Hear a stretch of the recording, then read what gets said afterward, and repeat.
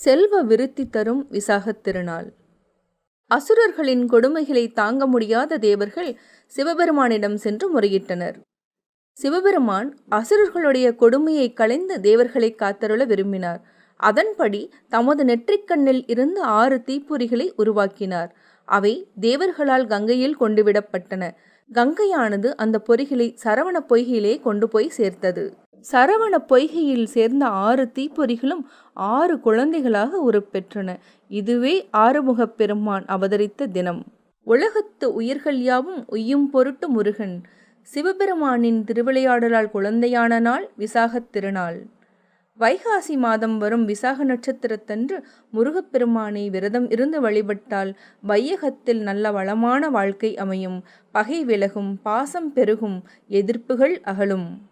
விசாகத் திருநாளன்று மோர், பானகம், தயிர் சாதம் போன்றவற்றை தானம் செய்தால் குலம் தழைக்கும் என்பது முன்னோர்களின் வாக்கு.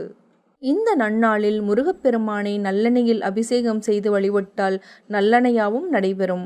பசும்பாலால் அபிஷேகம் செய்தால் ஆயுள் கூடும்.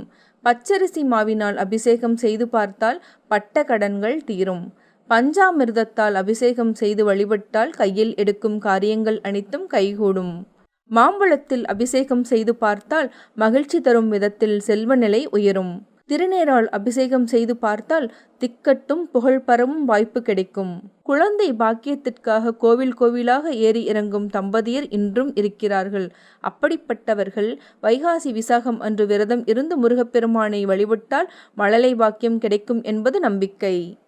சென்னை திருமுல்லைவாயலில் உள்ள மாசிலாமணீஸ்வரர் கோவிலில் வைகாசி பௌர்ணமி அன்று இறைவனும் இறைவியும் லிங்கத்தில் ஐக்கியமாகும் விழா மிக சிறப்பாக நடைபெறுவது வழக்கம். விசாகம் குருவிற்குரிய நட்சத்திரம். ஆகவே குருவிற்கு உரிய தலமான திருச்செந்தூரில் வைகாசி விசாக பெருவிழா 10 நாட்கள் சிறப்பாக நடைபெறுவது வழக்கம். உவரி சுயம்புலிங்க சுவாமி கோவிலில் நடக்கும் விசாகத் திருவிழா தனித்தன்மை கொண்டது. இதில் கன்னியாகுமரி, திருநெல்வேலி, தூத்துக்குடி மாவட்ட மக்கள் லட்சக்கணக்கில் கலந்து கொள்வார்கள். விசாகத்தன்று அதிகாலையில் கடலில் நீராடி கடல் மண்ணை எடுத்து தலையில் சிறிய பெட்டிகளில் சுமந்து வந்து சுயம்புநாதர் ஆலயத்தின் அருகில் குவிப்பார்கள்.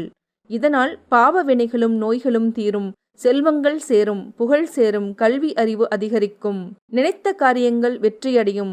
சுயம்புலிங்கத்தின் அருள் என்றும் மண் சுமந்தாருடன் நிலைத்து நிற்கும் என்பது நம்பிக்கை.